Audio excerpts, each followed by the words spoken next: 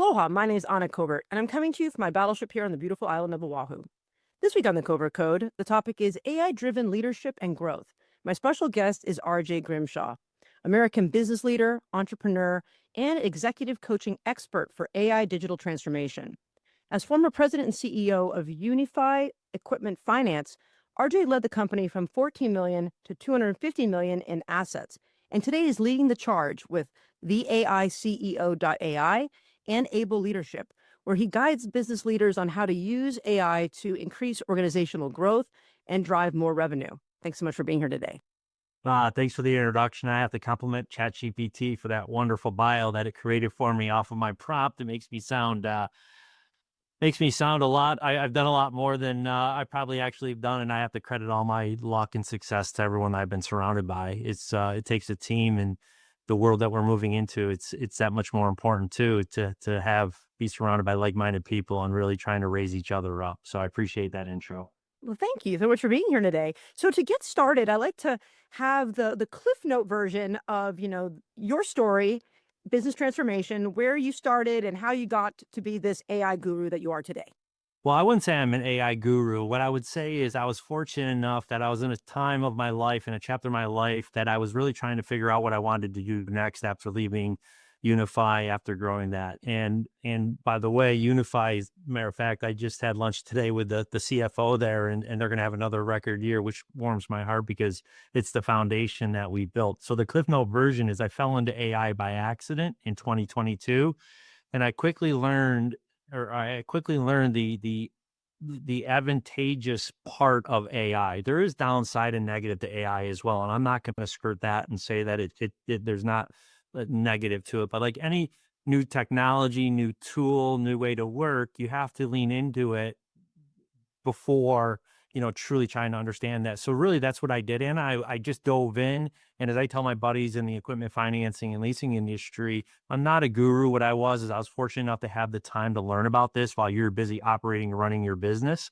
And that pace of change just continues to evolve at a pace that, quite honestly, is too much right now for business leaders and owners, because all you hear is every other word is AI. It's actually turned myself off to a certain degree because I can't even keep up with it. And I live it every single day with all the different LLMs.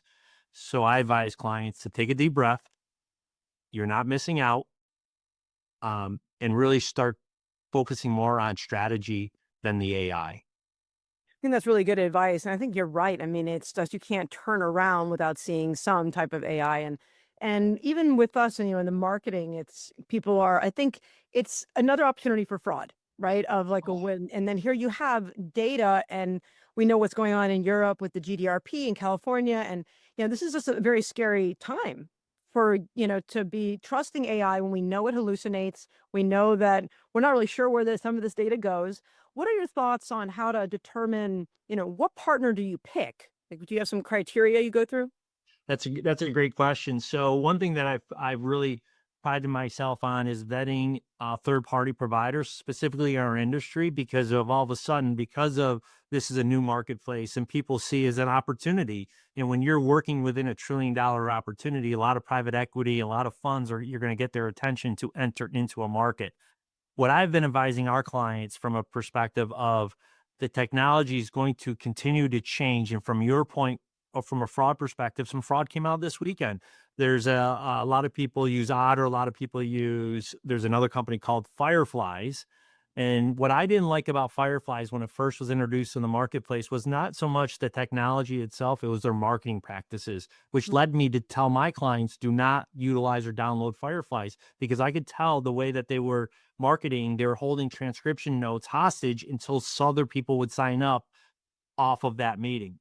And to me, that's marketing that just oversteps its boundaries of a tool to be used. And that's just one case of several. And I'm not saying that to scare anyone. What I'm saying is just be conscientious of when you're downloading a third-party new AI app or new AI tool, to go and look at maybe the privacy on their website, go look at the legal ramifications on their website, to see who you're dealing with, to understand who you're dealing with. And again, from an ethical perspective, because at the end of the day, all these companies are trying to build a moat right now to protect their interests. And you and I, Anna, would be doing the same thing if we had the dollars invested in these companies.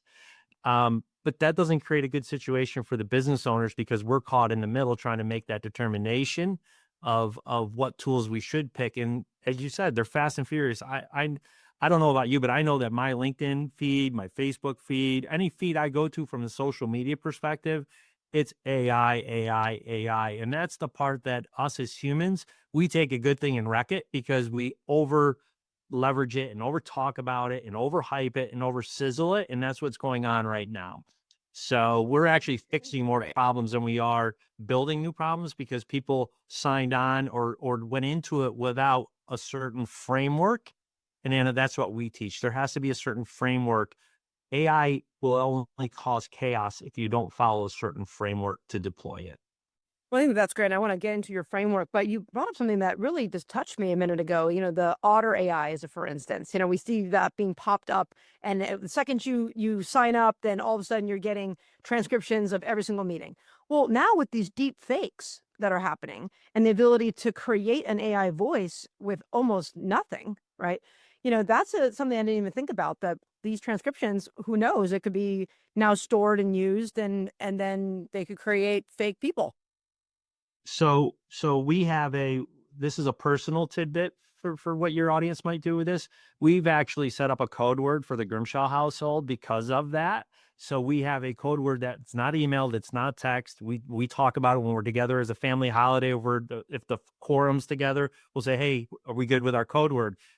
Just because of that, we're only preparing for what we don't know. And if all of a sudden my wife receives a phone call that I'm in a bad situation and money needs to be wired, she'll just simply say, "What's the code word?" So that's kind of our VPN or our two, secure sign on. Step authentication, right? You do that. It really is. And it's sad to do that. But at the end of the day, my dad used to always say, all we're doing is keeping honest people honest by putting in these guardrails to protect ourselves. And these are the guardrails with new technology. There is going to be negative, negative characters with this. And unfortunately, that's our job, or my job, I feel, is to keep up with this ever ending pace of change to protect my clients as well from saying, "Hey, do not select this vendor because of this, this, and this, or look out for this. This is what we're seeing." And I've now have set up in terms of automation is to curate that information and be able to provide it to my client base on a timely basis. Again, because they don't have enough time to keep up with it, nor Anna, do they know where to look because there's just so much noise in the marketplace. What is your breakout? Because I mean, for us over here, we're seeing, a lot of enterprise companies, they want to make their own, right? AI, right? Or because it's their data, and we're also protective of our data, which we should be. But what percentage of your clients are picking a third party versus talking or coming to you with this idea of let's create it ourselves? I like the way that you think. Due to the fact that I've been advising my clients that they will be able to build everything that they're being offered within an LLM. I apologize for that. I thought my phone was on mute. Hopefully you can. Yeah, no, I didn't hear. New iPhone that I'm learning how to operate still. So I'll leave it as that. So back to your question in regards to third party first build your own. A lot of clients are leaning into third party right now just because that they had the early advancements of the technology. An example of that is Microsoft Copilot. It's real easy for organizations to embed Microsoft Copilot into their business and say, "Hey, we're leveraging AI." But that truly isn't an AI application. That's just a wrapper within Microsoft's product. We're advising our clients that we firmly believe that you will be able to build these tools at a fairly economic cost and control the way that your data is controlled versus leveraging a third party. Now, is that going to take place next year in 2026? I believe so. However, even if it doesn't take place, the process, the framework that we talk about, you can still continue to build. And that framework is you need to understand your processes within your organization. Secondly, you need to understand the tasks that are associated with those jobs within the organization. Then you have to layer on top of it your KPIs in terms of your standards of how you do that. Most companies nowadays, either they don't have that, or if they do have it, they haven't updated it relative to the new technology that's able to leverage with autonomous AI agents. Are we there yet? No, we're not there yet. And if anyone tells you we're there, I would ask, I have certain questions to validate that because it's just not ready yet. It's Yeah. coming. I'm with you. It's the same thing with, whenever someone gets really excited about firing all the developers. And I'm like, okay, hold on. You've obviously never built anything because, even that's like when WordPress first came out and everyone said, oh, we are not going to need developers anymore. We still need developers. I build WordPress. I don't write any code. We still need to have those technology people. And who's going to vet the AI script that it wrote? You need a developer to read it to say that it's real or not. That's correct, but I will say over 2 years, and I'm far from a coder. I am far from a coder, but I chuckle at myself that I code now. And it's very addicting to a certain degree because you're able to have instant gratification. So as we're building websites and WordPress, there's just something about that dopamine where you're able to put together the puzzle. And then when you get the puzzle together, it's always, what can I improve for my customer? What can I, and it's just that evolution of innovation that drives me. And that's really why I love AI, because you're able to use tools that we never had exposure to. There's tools like Lovable, leveraging Lovable in terms of building out APIs within a small business to help automation is an incredible tool. However, to start leveraging these tools, you need to learn how to prompt correctly and how to articulate the task and the objective and the persona. And that goes back to the AI literacy. If you don't have strong AI literacy and understanding how to prompt, none of these tools are ever going to give you the value that they can offer you. It's true. And then so back to, the creating your framework, a lot of, I think where I see a lot of problems is in the data itself, right? That the data integrity of, okay, we know now how our organization works and we know what we want to do with the data, but then we have to rely on this data. So how do we make sure that the data is accurate? Well, the first thing is, believe it or not, Anna, finding the data for some folks. They don't know, or it's in multiple locations. And then, okay, let's consolidate it and then clean it. So we brought on a data scientist on our staff as a consultant to advise our clients in terms of when we discover the data, how you should cleanse it, clean it, tag it, meta tag it from a description perspective, and then also what type of prompting you're going to use. Are you going to use RAG prompting? Are you going to use Lang prompting? So it's really determined now what the end game is. So in the world of AI, it's really important to work backwards from what you're trying to achieve, not just, hey, let's build it. It's starting, we have friction here, analyze the situation, build the tool, leverage the tool, and then execute. And that's our framework called ABLE. Analyze, build, leverage, execute. It's a continuous circle for any type of AI agent, any type of initiative. It doesn't even have to be, we were using ABLE before AI came out. We were using ABLE at Unify as our framework to any new initiative within the organization started through an ABLE document. You analyze the situation, you would build what your solution is. How are we going to leverage it? And is it leverageable? And then can we execute against that? Peter Drucker is an amazing author who focused on execution. So we believe in a lot of his beliefs in terms of rolling out our framework to our client base. Is that like the 4Ds of business? Like is that his, what book did he write? Didn't he write? He wrote the Effective Executive. Okay, yeah, that's the one. Yeah. This is, and you can see it's been worn. This is one of my, every year refer back to, or certain situations I'll refer back and say, what would Mr. Drucker say in this situation? And he's one of my, inspirational mentors that I love learning from. And his principles, it doesn't matter what time frame you're in, his principles are still true to business. So you mentioned a couple different types of prompts. I don't think my listeners might know about. Can you tell us, what is these different prompt languages that you're talking about here, and how do they apply? It's not so much the prompting; it's the sourcing and the parsing of the data. Is when I refer to RAG or LAG type of parsing of the document. The prompting really, at the end of the day, comes down to 5 core things: the objective that you're trying to ask the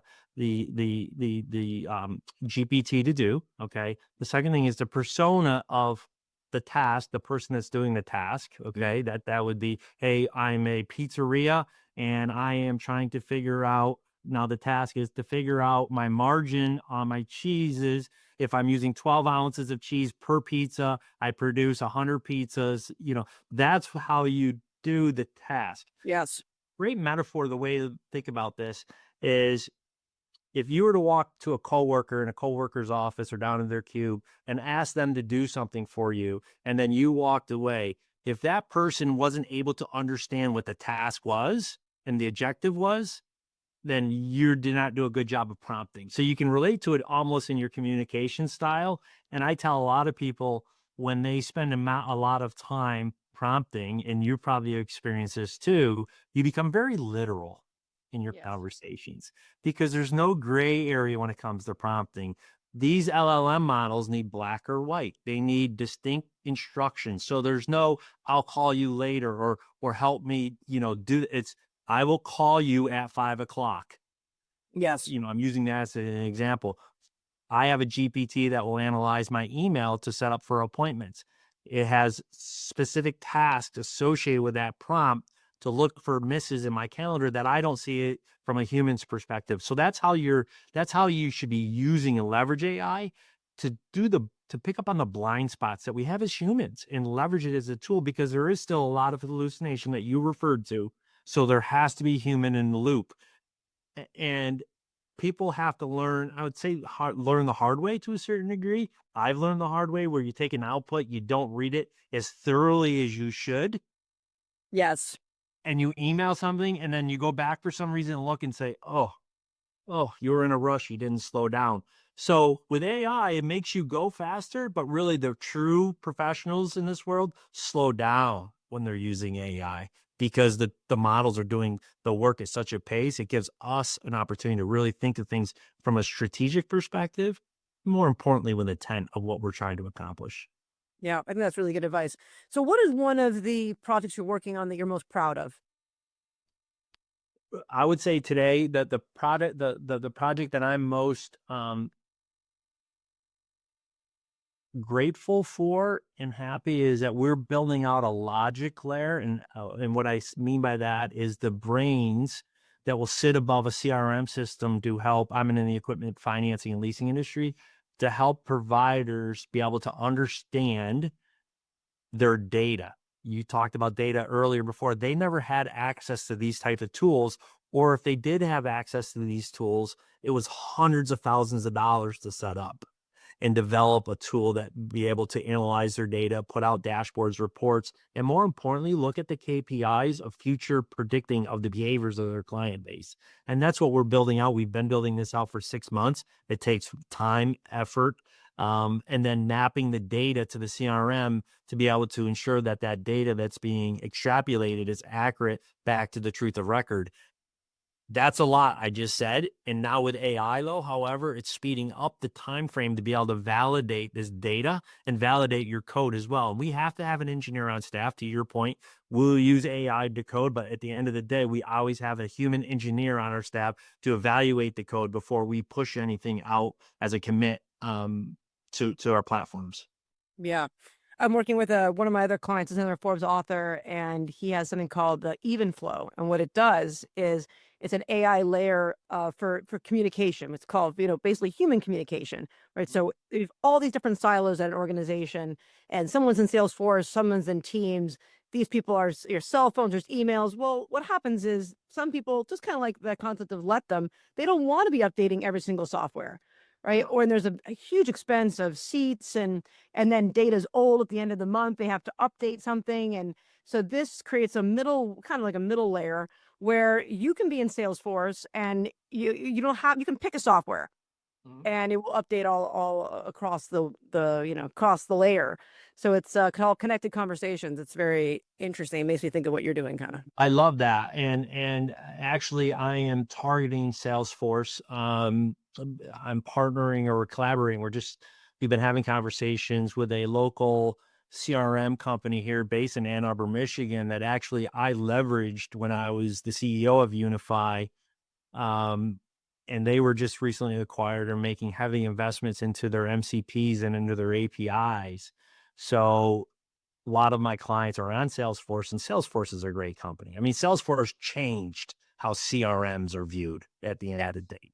However, like anything that evolves, it gets to a point where they become bloated and they become, not user friendly, and they become focused on giving a good return to their shareholders versus focusing on the customers that help them grow. So Nutshell is a company that is focused on customer delivery and seeking input from their customers as they build out their agents and building out their technology for the future. And that's the type of company I want to be involved with.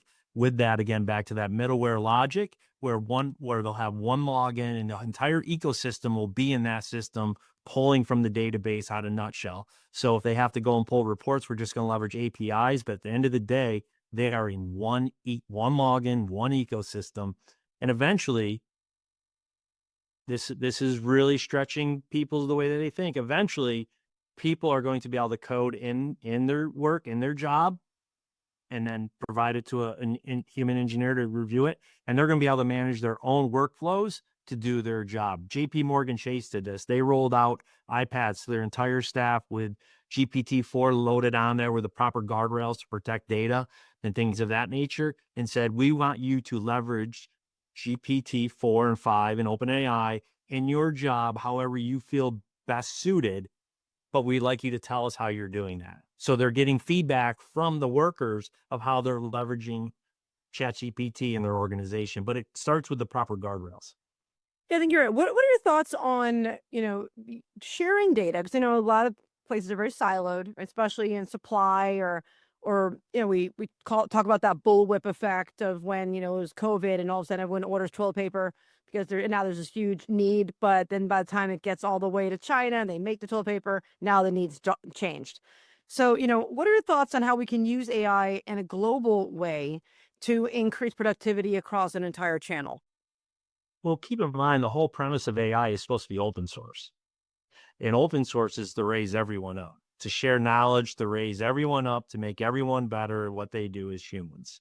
So the premise, that's actually also what really pushed me and was a driving force to continue down this path of AI. Is if you look at a Hugging Face or a GitHub, and especially with MCPs, these larger technology organizations are allowing smaller businesses to leverage the same technology as the bigger organizations, specifically around MIT licenses, which are free to leverage the technology that's already built out. However, it's taking someone with the knowledge to be able to understand how to leverage those NCPs and the AI connections to build out, again, an ecosystem for their industry.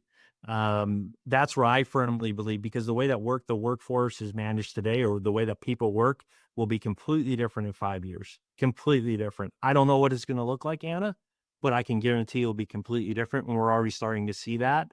So really, I'm not here to talk about good, bad, or indifferent. I'm just here to talk about the change and how we can be prepared for the change. Yes. So what are you most excited about? What kind of software or different tools do you think are gonna, be some of those early wins? I think in OpenAI, if they continue, 5.1 was a really good release that they just released on Friday. 5.0 was a failure. So we went from a high, 5.0 is going to be the greatest next thing, comes out, flop. 5.1, my clients are like, what do you think? I'm like, I don't know. You have to wait until I'm learning with these models. And what's interesting, and I spend so much time in these models, which right now is good, but it's not healthy long term. I can actually sense when they're pushing something, because they'll move buttons around. The engineers are in there all day, and all of a sudden, wait a minute, my projects used to be here, now it's here. Oh, my connectors used to be here, now they moved it there. So what I'm excited about is really the evolution of an operating system. And I don't care if you're in Claude, if you're in OpenAI, if you're in Perplexity, if you're in Grok, it doesn't matter.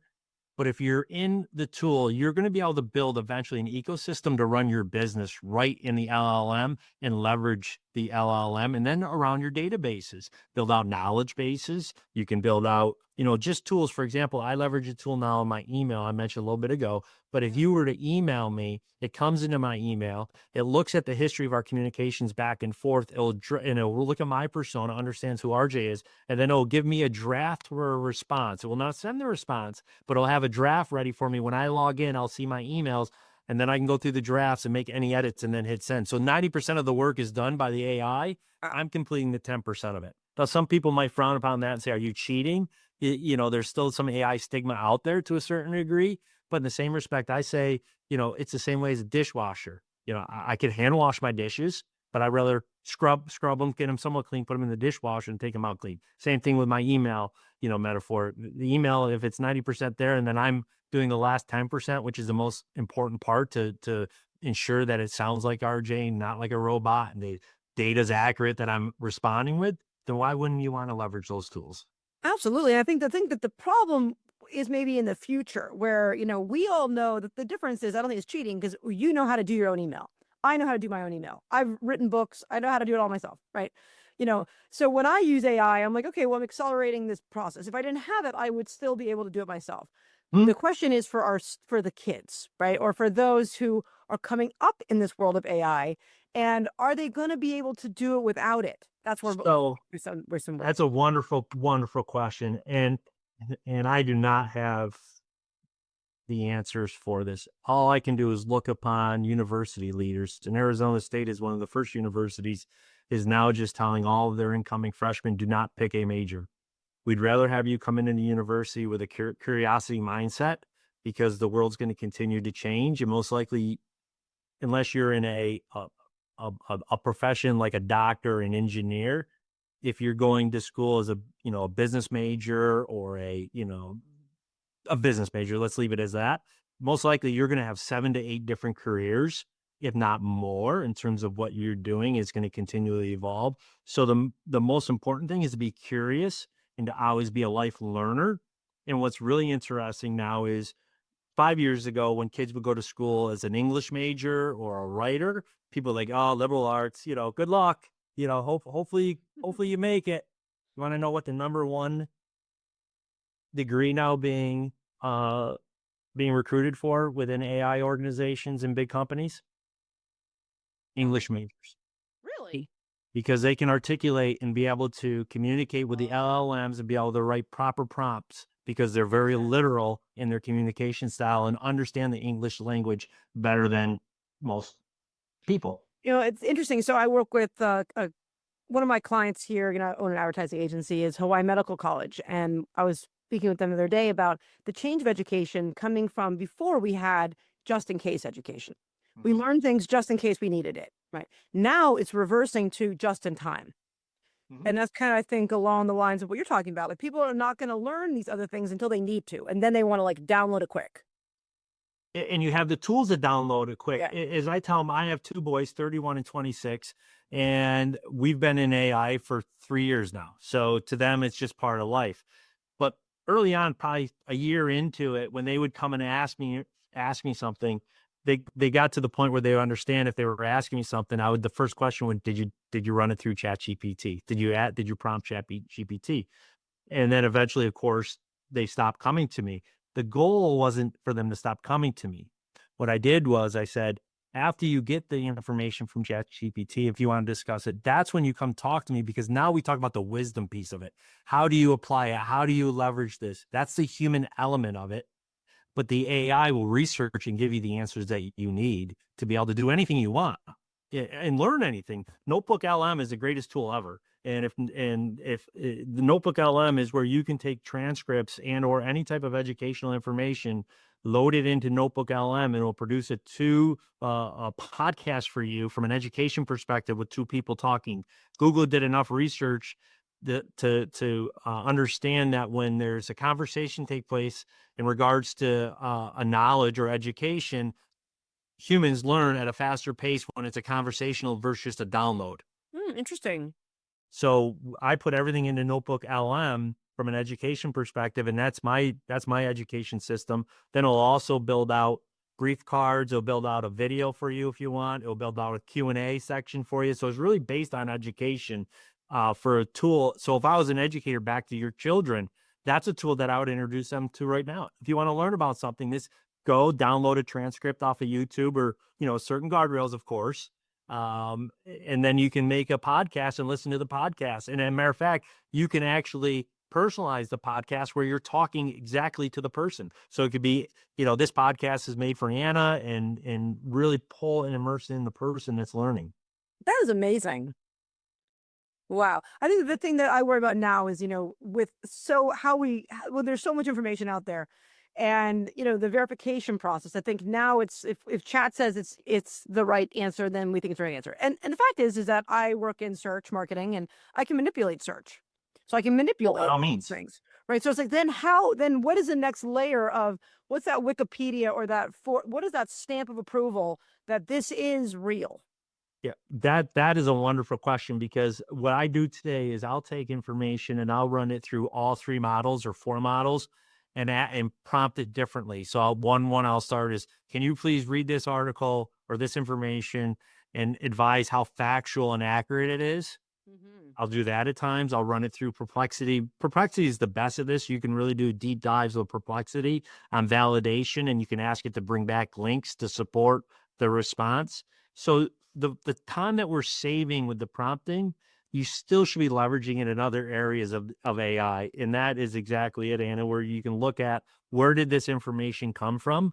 How did it validate it? And then, matter of fact, I have one agent that will fact check everything 3 times, because the last thing I want to do is post something on LinkedIn. And that's where this Fireflies, comment came up. I don't want to wreck anyone's business, but in the same respect, if you're misrepresenting to clients across the country and your evaluation went up 100x because of bad practices, then you should be called out. And Yeah. and it should be, those are the bad actors that are gonna, I don't want to say hurt good actors, but it's going to make it that much more difficult for people like you or I that have great tools and are really just looking out for people to help them, because someone is out there just trying to raise capital and that greed. Well, I mean, 100%. It's just like the BBB. Why did the Better Business Bureau even come into existence? Because if we don't self-regulate, we'll be overregulated. And I think that's, we're seeing it in digital marketing. That's why I wrote my book. And that's not a solution yet. Right. To be frank, I mean, there's the frauds up over the board. But, what is going to happen if people like us don't, take this seriously and make sure that the consumer is being protected?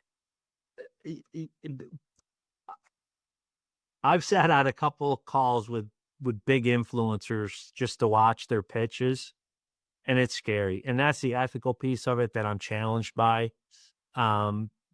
because they see opportunity, and I don't blame people when they see opportunity, but they didn't take time to really learn the technology and bring people on that can help them, to really provide value to people, versus just saying, hey, for $1,300, we'll build you a custom GPT that's your brain.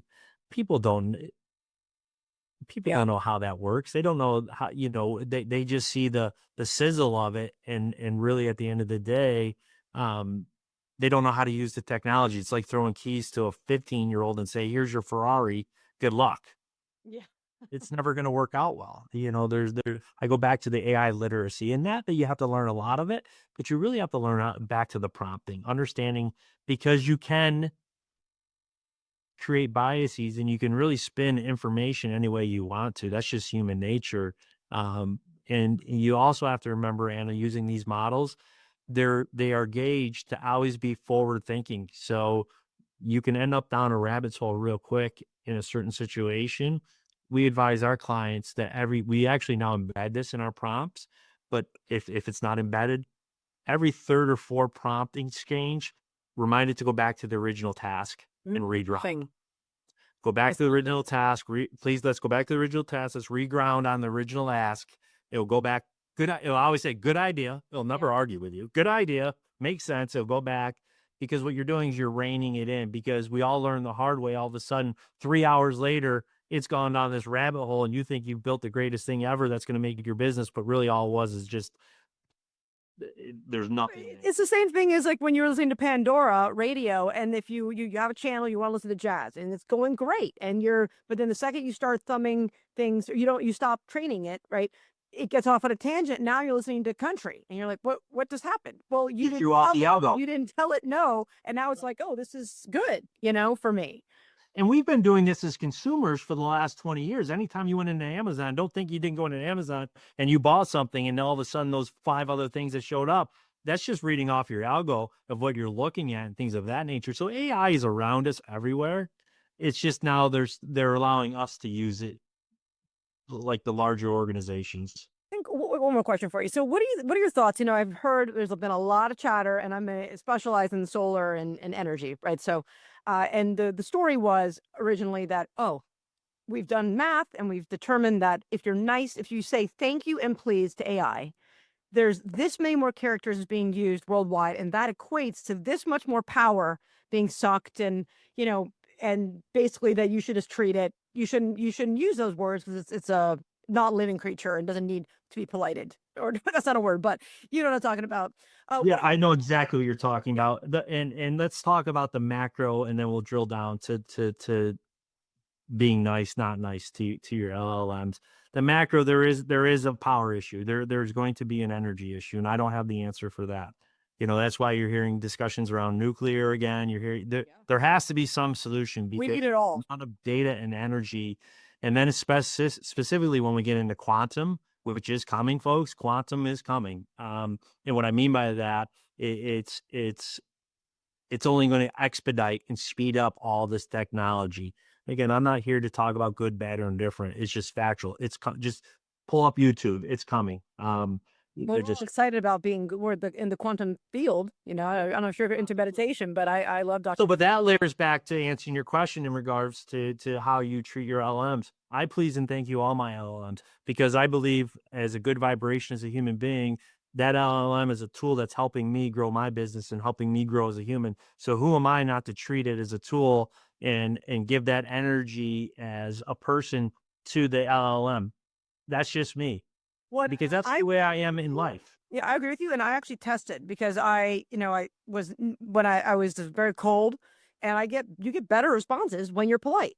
Mhm. And I think that here we are training. When we think about the future of the existence of it being like the Matrix, or what is this AI? It's a child right now, and we're teaching it how to behave, and we have to give it the reasons to want to not take over.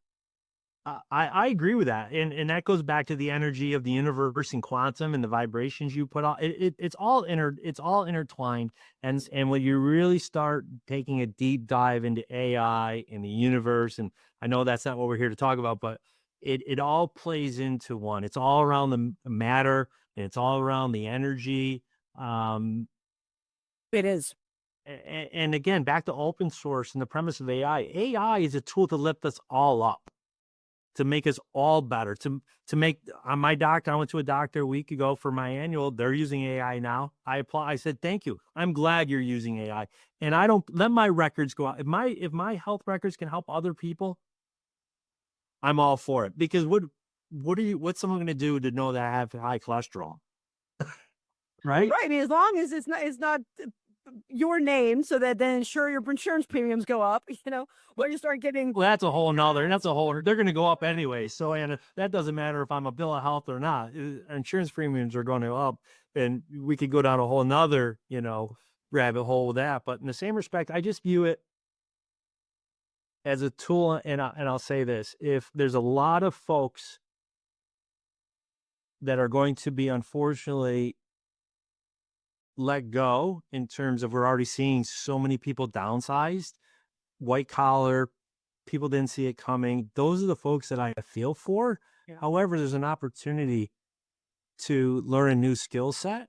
And this skill set is, if you just learn how to prompt, forget about all the gimmick tools and NAN and Lovable and Cursor and all the tools that are coming at us, GitHub, just learn how to prompt. And Google has amazing free resources that don't charge anything of how to build a prompt. And if you just learn how to prompt and add that to your resume, There you go. I'm with you. you're already farther ahead. And oh, by the way, it's a skill you're going to need the rest of your life. And it's to your point, it's fun. I mean, now, I've only been really using it for about a year myself personally, and it's like a dream. I feel like I've always wanted like a mini me, and now I have one.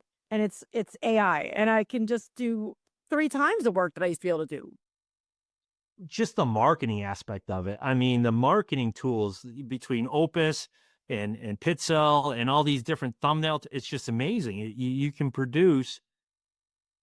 It really provides tools for that marketing or strategic leader that they didn't have before, or they did have, it came at a large cost. Yes. And now they have the opportunity to leverage these tools. That's what I'm really excited about. So definitely an equalizer. I agree with you. I think it's lifting everyone up and equalizing. And then it's like, now it's time to spend time on what is the difference between your company and another company? Because like with the GEO, the generative engine optimization, Mhm. how if you don't make a decision, it's gonna the AI is gonna make it for you.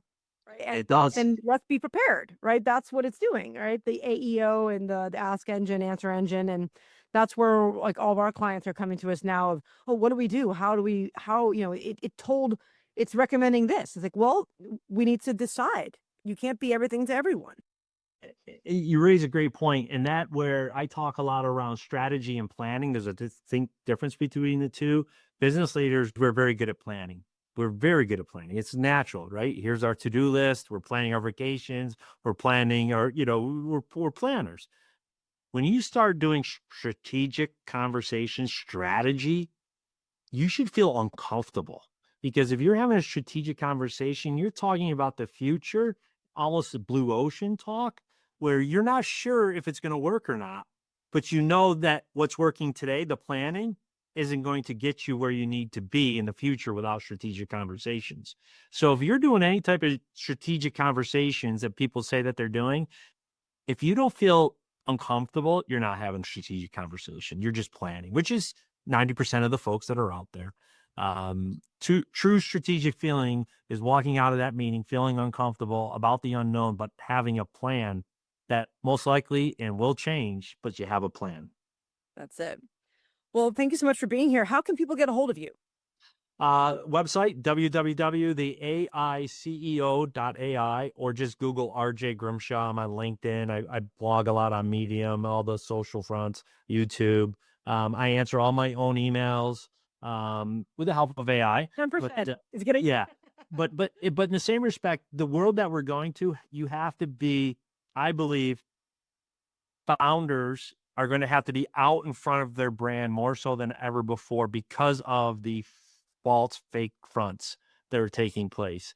And in this AI world, as I tell my clients and future clients, the education difference between a person like myself or you and someone that's coming from a big four organization is the same because this technology is so new. They didn't have any advantages around prompting or anything of that nature. So you can pay if you want to 100x more, or you can pay truly with the values that we're going to deliver to you. And that's up for you to judge that upon. And it resonates with people. And I think it's going to continue to resonate because we all know that there's scope creep, in terms of when people go into projects, it's never delivered on time. It's always delivered over budget. I want to turn that upside down and say we will deliver on time and we will deliver under budget or on budget. In the same respect, we want to give you the tools to be successful. Yes, I agree with that. Well, thanks so much for being here. And to all my listeners, please join me next week as I interview another industry expert and a topic to help you succeed on and offline. Thank you so much. We just reached 60,000 subscribers on YouTube, and I cannot do that without your support. So continue to subscribe, like this content, share with your friends so I can get more great guests like RJ to share their wisdom with us. I'll see you next week in the Pixels. Aloha.